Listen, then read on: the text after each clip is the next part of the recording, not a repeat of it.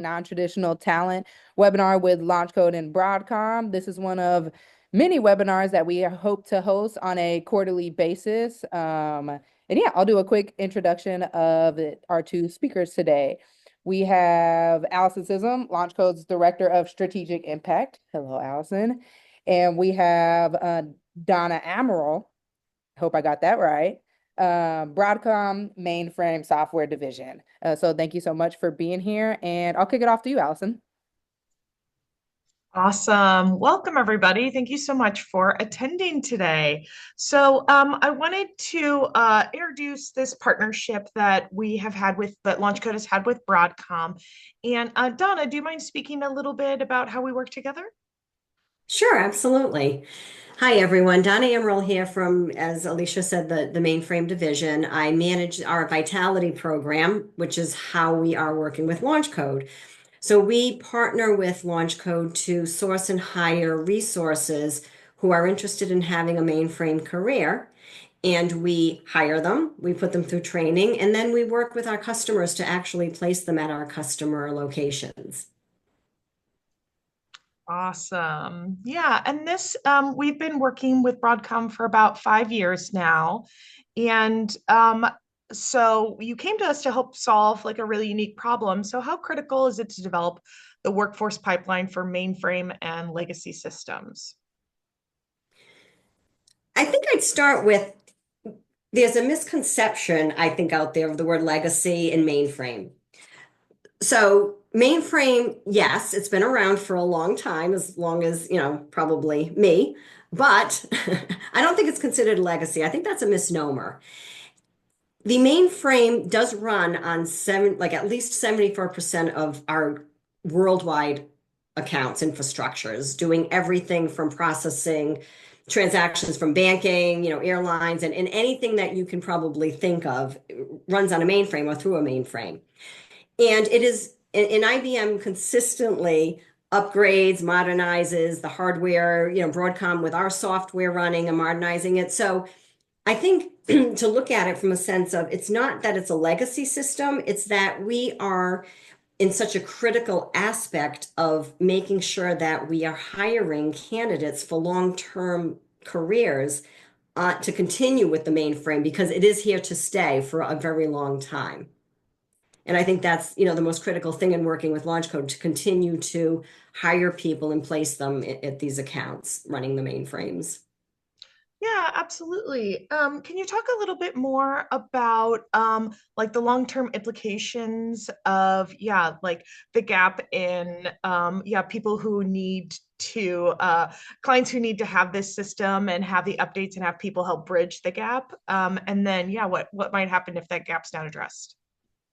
Okay. Yeah, I think, and I think it goes back to, again, we use the terms, we being general conversations that people have in sourcing people, in understanding what their teams look like. We use the term legacy. We use the term skills gap. We've heard that a lot as well.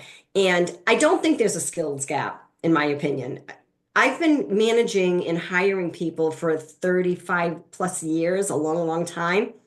And honestly, Allison, I don't see much of a difference from hiring 30 years ago than I do today. There Wow. are resources, there are people who are willing to learn and to move into roles.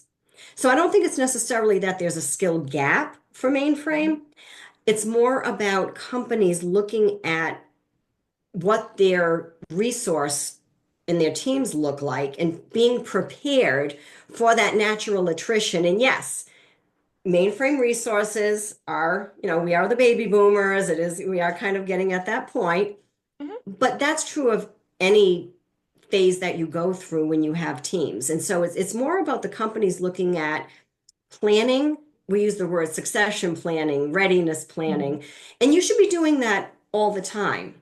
And there are more than enough resources who are looking for careers, who are willing to be trained. So I don't think it's a matter of there being a gap. I think it's a matter of us just working closely with our customers to make sure that they do have that succession plan in place and that we are here to help them to succeed at what their plan will be. Awesome. Yeah. So acting as like a connection piece, really, for sure. Exactly. Great, yeah. So, do you mind talking a little bit about how what we do at LaunchCode, the assessments and the hands-on exercises in our vetting, and how that complements your interviewing and your processes that you all do? Yes, thank you. And I thank you for doing all of that because I think you have the hardest part. So when you're vetting people initially and understanding what we're looking for, and then getting that sort of cream of the crop that comes out of all of the candidates who come forward, that's a huge amount of work. And I appreciate all the hard work that LaunchCode does to go into doing that because by the time you give us candidates, they're really good qualified candidates. Hmm. So as part of your vetting process, we're talking here about non-traditional, and I think the key here is what I've learned over the years is to not so much look at the resume, but to look at the qualities of the candidates that we're bringing in. And you do that. So with your initial vetting of why are they in the mainframe, and you have them do that little video to explain it, that tells a lot. It shows that they're not just sending out their resume to 100 accounts and trying to get a job. It shows that they've thought about why they want to be in the mainframe. And then that whole technical hands-on assessment that you do isn't to, I would fail it personally if I had to do it, I think. But you're not looking for, do they know the commands? What you're looking for is their ability to take the initiative to find the answer, to figure out when it doesn't work. Okay, how do they troubleshoot? How are they problem solving? How are they figuring out when they don't know the answer? Because that's a lot of what you run into in any technical position, whether it's mainframe or any other technology. So it's looking for those attributes on how people can, I guess, meet the challenge of saying, go and do this. And if you don't know it, how do you figure it out? And so I love that aspect of it when you do that. And so then, and the other thing that you do that I've loved is over the years, you've listened to us as some of our criteria has been fine-tuned on what we're looking for, Hmm. knowing that the customers we're replacing these candidates that they often need a college degree. It can be in anything. It doesn't have to be a technical degree, or they must relocate because again, when we're hiring them, we're going to place them at customers. It could be anywhere within the US. And so you've really helped us to fine-tune vetting the candidates who we've already sort of put all that aside. No, veterans, we want veterans. And so you've been really instrumental in bringing us those candidates as well. So by the time, like I said, earlier, by the time they come to us, you've done such an amazing job at giving us really good candidates. And then it's a matter of us going to that next level of qualifying them for the specific positions we're looking for. Yeah, absolutely. Well, thank you. Yeah, and more on that, what kind of qualities or behaviors do you see in candidates that make you confident that they'll succeed? What kind of things do you look for? So I know, so there were three of us on the team who do the interviews, Dave, Earl, and myself, and we're all very seasoned and experienced in the business. And we all use different words, but what we're looking for is more of the personality, the characteristics. We're looking for things like grit, perseverance, determination, curiosity. And I know those are hard to qualify, especially, or I should say to quantify, right, when you're trying to interview someone for that. And so yes, we look at the resume, and from my perspective, I look at people's resumes to kind of just, understand where they're coming from, what their background is. Yeah, and sometimes they'll have something kind of interesting that I bring out. But then I sort of put that aside. And when we're talking to them, we're having a conversation more than an interview. And what we're doing is we're looking for those traits that we know will have that person be successful in learning about the mainframe and learning about the Broadcom products and having a long-term career in the mainframe. So we look for things like what challenges have they had in the past. I know that's an interview question, right? What was your biggest challenge and how'd you overcome it? But we listen and we look a little deeper. And the way Dave says it, we peel back the onion. So it's more about listening to what they're saying and then kind of going to that next level and going deeper into it. How did they overcome it? What was their approach to it? So we're looking at from their experience, are they curious? Are they exploring new things? Are they How are they solving their problems and these challenges? What have they gone through? And what you find is that quite often things they talk about aren't even on their resume. And so I think if you, because they put things on their resume that they think should be on their resume, it's one of those things. So, I think if you just listen to what they're saying, that kind of will take you to different avenues to really understand, do they have those characteristics that we're looking for to be successful? And I think a lot of it comes with us being experienced and interviewing people for 100 years collectively. Yeah, absolutely. Do you find there are certain kind of backgrounds of individuals that do well in mainframe, or is it just kind of all over? What kind of You previous know, I want to experiences? say no. There's not a cookie cutter. We have people with comp sci degrees who come through, obviously, that's Sure. kind of a given. No, we have had a French teacher, an anthropologist. Mm. Who else have we had? Psychology degrees, a vet tech, right? Oh, And you wow. think, wow, that's kind of interesting. These, like on paper, you're going, really? But interestingly enough, they had those other characteristics, right? They went outside of their comfort zone. They're curious. They want to learn. They want to try new things. They're passionate about what they do. And we've hired those people with those backgrounds that I just mentioned, and they have been extremely successful, extremely successful. And so, yeah, so like I said, it's kind of, I don't know that there's like some, special sauce or magic potion or anything that you can Hmm. identify them. It's more of, if they have the passion, they're coming forward to you as the first step to say, I'm interested in the mainframe, and they get through you and your team's interview process. By the time they get to us, and we can have these conversations with them to really understand why they're passionate about pursuing a career in the mainframe, kind of all unfolds during the conversations we have with them. And so it really, honestly, is irrelevant what their background may have been, because we've proven that we've hired all different types of experienced people. Yeah, that's fantastic. So, we've got a great question in the chat. What can someone do to get ahead and show that they're dedicated to pursuing a career in the mainframe? Let's say they come from retail or Okay. some other non-traditional background. Yeah, what could they do? Okay. Love that question. So, a couple of things. The first thing I would recommend is, if you really think you might want a career in the mainframe, your website, Allison, where we send anyone who comes to us who's interested, and we send them to the LaunchCode website that explains the Broadcom Vitality Program. And on there, you provide the link to Z Explorer. So Z Explorer is a free IBM training tool. I say that it's hands-on, self-paced course, I want to say.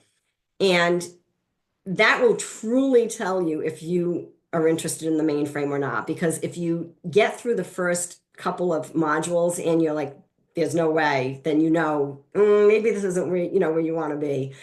And then, we've had people and that's one of the things we look for, because we know that it's on your website.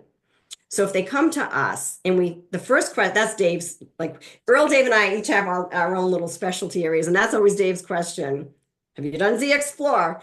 And if they have not, we're like, did you really read what this program was? And were you really interested in it, to really do some of that analysis to determine if it's something that you might be interested in? I'm not saying just that, but, looking at some of you can even Google things like, career in mainframe, basic, ZOS training and stuff like that, because that gives you an idea of what it means to work on a mainframe and to be technical on a mainframe.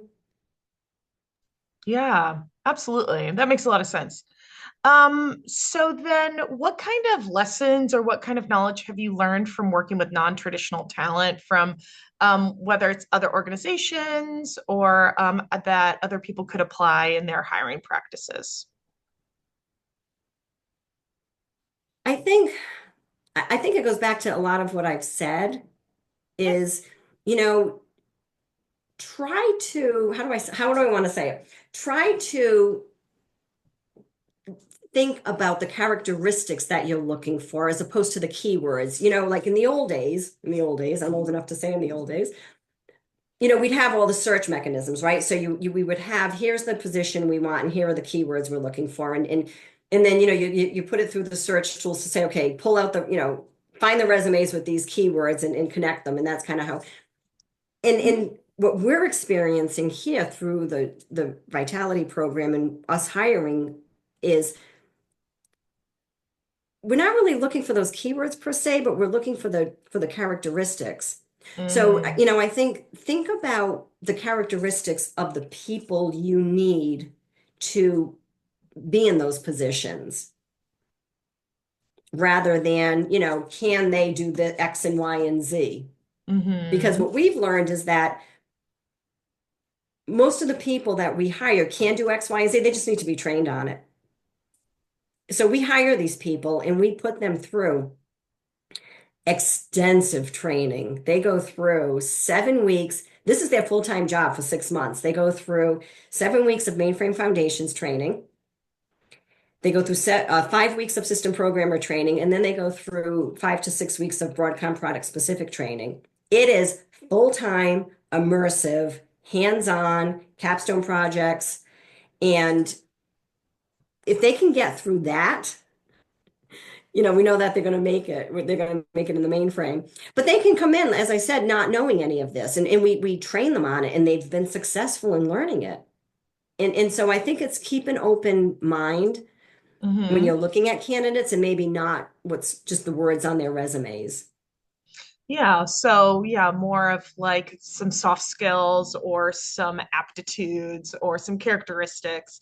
I know that early on when I first started working with Broadcom, one of the things that your predecessor Neil would say is that, like send me your truck drivers and pizza delivery guys, because those are the people who've done a lot of the hard work, and your program can train them, but sometimes you can't get that drive from maybe other candidates or elsewhere.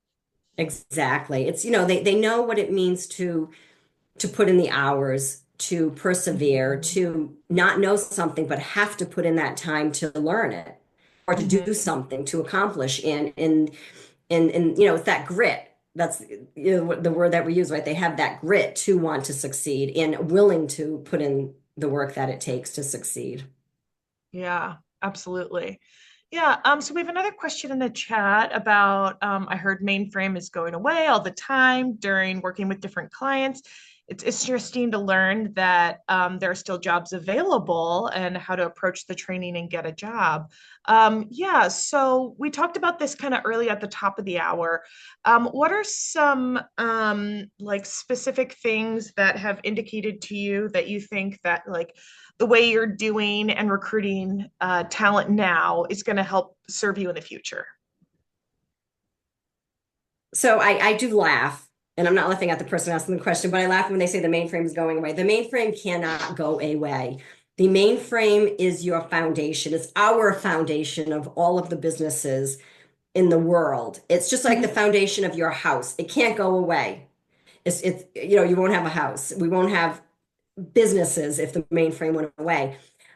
I think the reason why people feel like it's not as visible and prevalent in people's minds is the fact that it is extremely stable. The people who have been maintaining it are, as I said, the baby boomer generation who have been doing it for 20, 40, 50 years. And so it's been a very stable, very solid technology, and the people in the career have been solid and stable, and the longevity in it as well. So I just think it's just that it's not visible, but it is here to stay, I think, in everyone's lifetime on this call. And it's a matter of now that people are starting to retire, it is going back to the companies realizing that they need to start bringing, I don't want to say new talent in, because it could be people who we have college hires, but we also have people who are changing their careers, midway career and stuff like that, and looking for something, a little different, a little more secure, or maybe something that is longer term and things like that. So it's companies looking for those people who are going to be that next generation of the mainframe and continuing to to manage it and to lead. I mean, I think that's another key piece of this is the people we're looking at. These are going to be the leaders in these companies, and these are going to be the leaders of the mainframe and technology going forward.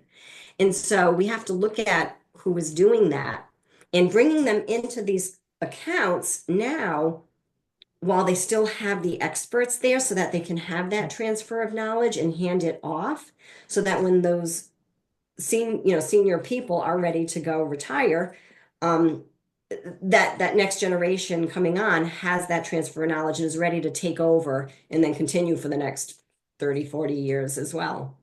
Yeah, yeah, absolutely. And that makes perfect sense rather than just a hard cutoff because there's a lot of knowledge that's lost. Yeah, if there's not some sort of succession planning or training on the more senior end. Exactly. Yeah. So one thing you did mention was, have both, recent college graduates and mid-career changers, which is a lot more of like the composition of launch coders. Can you talk about maybe like what some advantages are to like launch code, mid-career changers? Yes. Yeah, and I say this because we do hire both. We do hire Yes. people out of, and we're not saying that we're not going to hire graduates, whatever. However, um, people who have had other jobs and they have had careers and they have experienced life, Hmm. they know they know what life is about. They have that experience in whatever job they may have had. Hmm. Or if they have, maybe they got their degree years ago and then they took time to stay at home for, whatever reason. And then they're getting back into the workforce and all these sort of things. Or people have had jobs for 20 years in some, situations, or 15 years, I should say. And they're looking to do, something else. And so they've lived life and they know what it's like to maybe struggle a little more. And I'm not saying that young people don't. I have my quote kids are in their 20s and they've struggled in their life. Everything's relative, right? But sort of like in the workforce, in the experience that they bring to it, they just bring a little different perspective and understand, I think, a little more what they might be getting. And I don't getting into, and I don't say that in a negative way, but they understand, yes, I know what it means to commit, and I know what it means to do the hard work, Hmm. to work for a company and to have that long career planning, in place and stuff like that. And so, yeah, I mean, I don't even know the numbers, but I know that a high majority of the people that we've brought on have all had previous careers in completely unrelated Hmm. technologies or non-technologies. As I said, a French teacher, Yeah. vet tech, right? Yeah, yeah, yeah. Well, that's great to hear. That's really cool. So I have like two more questions for you, and then we can open it up broader to the rest of the attendees. So, do you foresee any like innovative or cutting edge hiring solutions that are like shaping the way like you will be hiring in the next like couple years in 2025 or 2026? Yeah, I don't think that there's going to be anything different or innovative about hiring I think there obviously technology is innovative.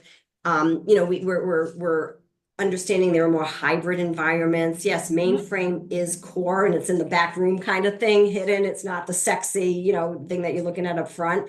We have cloud, we have AI, we have all of these technologies, and they're all working together. And all the companies have these hybrid environments.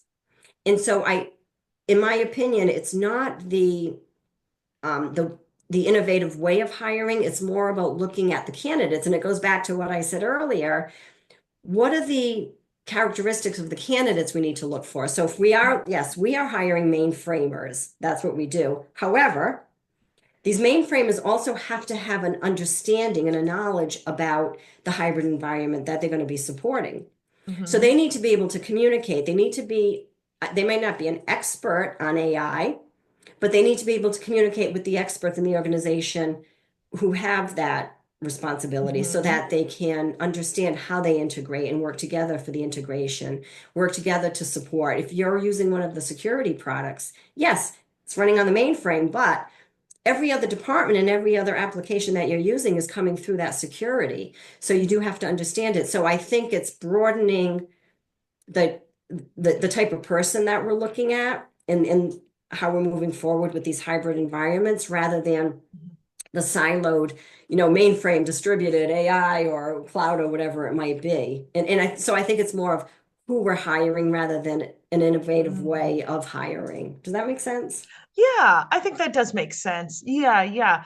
And we have a question here. Yeah, how do you attract and retain talent in general, was skilled in both mainframe and like having these broader backgrounds? Mhm.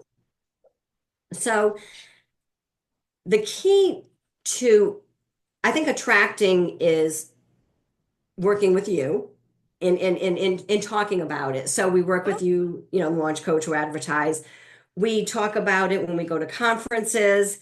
Mhm. Word of mouth is getting around. And I think the important thing is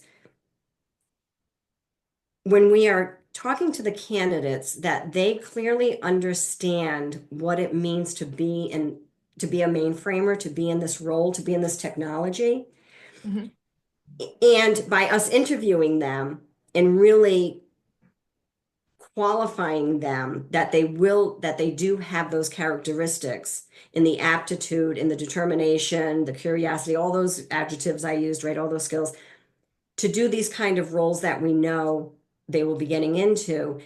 We're helping to set them up for success in those roles. So we Mhm. know what it takes to be a mainframer, and we're helping them to we're vetting them so that they do have those characteristics to be in that role and to be successful. So we are highly successful because we do so much of the work up front before they even are hired to make Yeah. sure, that they are a good fit.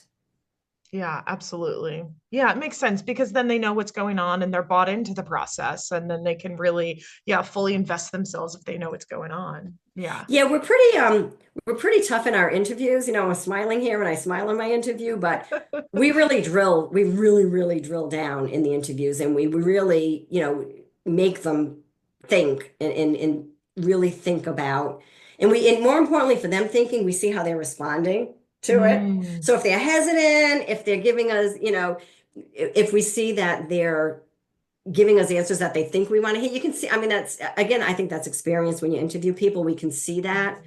And so we can really identify the people who are passionate and who want to commit to it.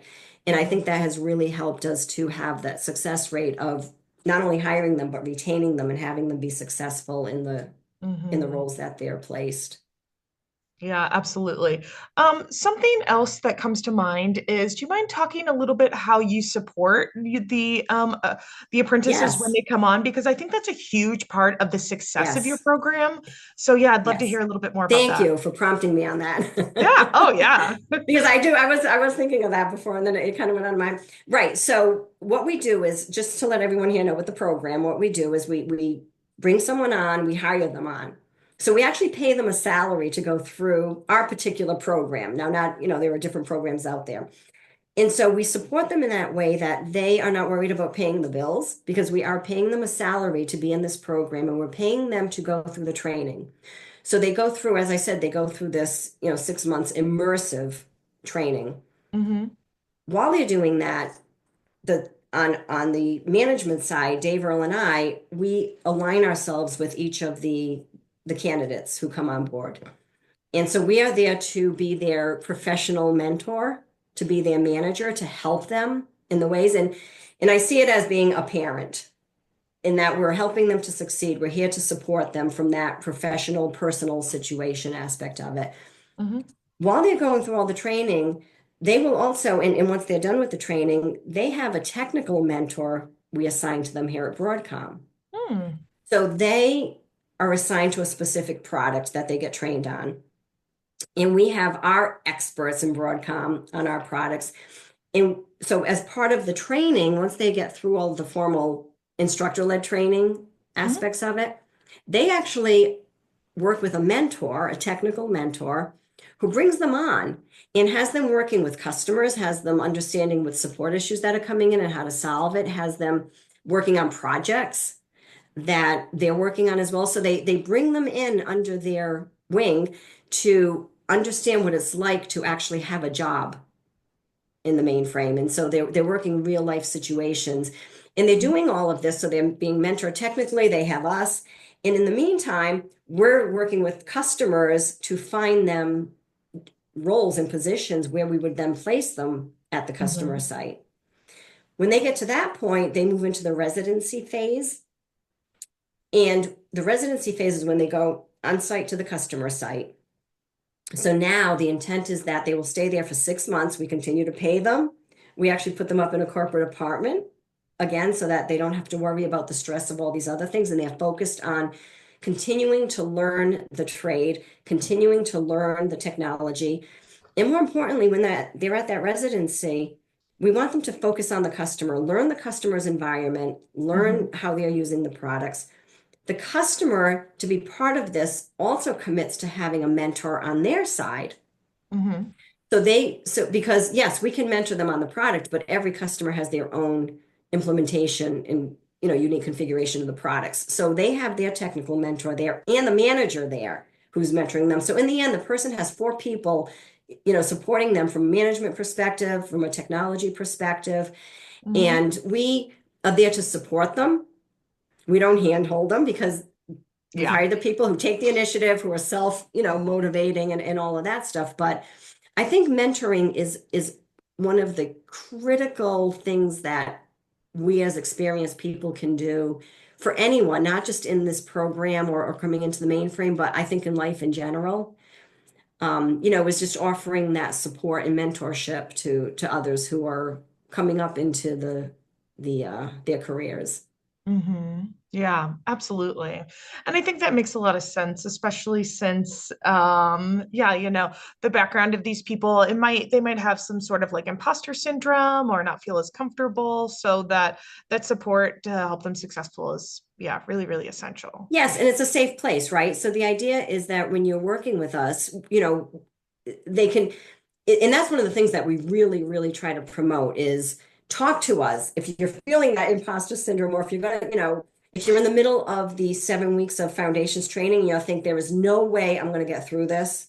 Hmm. And you gotta let us know. And because we're here to support you, and everyone gets through it. Yeah. So, so I think having that unconditional support without judgment is what a mentor is. And it's really there to be a supportive role. And I think that's, just as critical as the person having their strengths when they're Yeah. when they're pursuing a career. Yeah, absolutely. Yeah. So this may be a little tangential, but so that seems like it's a lot of work and a lot of money put into these candidates, And so yeah, how is maybe what the program and maybe somebody from a non-traditional background, how is that beneficial to oppose to someone who's had more technical knowledge or has mainframe experience? Like what are the benefits to the way you all are doing it? Well, I think it's, how do I say it? It is a unique program. It Mhm. absolutely is a unique program that Broadcom and our leadership commits because they do see the importance of bringing people into the mainframe. And Mhm. as the person said, we thought it was going away and all this other stuff that it's not. And so this is our opportunity in working for such a good company as Broadcom to be able to fund this opportunity to bring these people on board and to give them that opportunity. In addition to this program, I know that there are other programs who are helping others who are looking for career Mhm. progression and even changing their careers and doing all of that. um, and so I think if anyone is interested in it, knowing that yes, our program is somewhat limited, and we do bring in on people because it is a year-long program and stuff like that. I encourage people to look and explore other careers in mainframe. And it doesn't have to just come through us, obviously. But I know that you do a lot of training and launch code with, Mhm. with many, many people and in helping them to get some of that skill set under their belt. Mhm. Um, and the thing is, you can go on to you can just, I mean, any of these, and I'm not looking for jobs anymore, so I'm not familiar with the new, I know Monster, I don't even know if that still exists, Monster, whatever these websites are now to find jobs and stuff like that. LinkedIn, I know you can, look for things, but there are a lot of careers and a lot of jobs out there on the mainframe. And there, there could be entry level as well. So I think it's, if someone is interested in it, definitely there is information out there on how to learn new to mainframe and jobs that are available for people who are interested in pursuing a career. Yeah. So we've got a few questions here in the chat. So how do you think AI will affect mainframe? You mentioned that a little bit earlier of kind of it all working together. Do you think it will change training and or how will it affect mainframe overall? Well, I think AI is gonna just affect life, in general. And so I think it's just another component of AI, evolving and getting into every aspect of every technology that we live and breathe. I mean, who would have thought the iPhone, we were talking the other day, and of course I'm going to show my age, but we were just talking the other day about when we had to get up and turn the TV knob, to change the channel kind of thing. Yeah.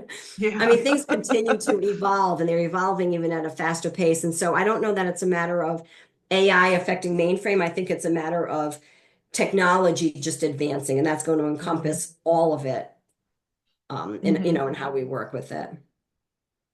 Yeah, makes sense. And then another question that we have is, sorry, I'm reading through it real quick. Yeah, what trends in talent acquisition do you see, and how are you preparing for them as like a overall as a larger company?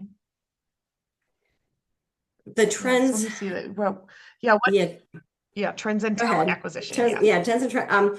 I mean, I think the trends are just, history repeating itself as far as people are always looking for jobs, right? People are looking to, I think people are not as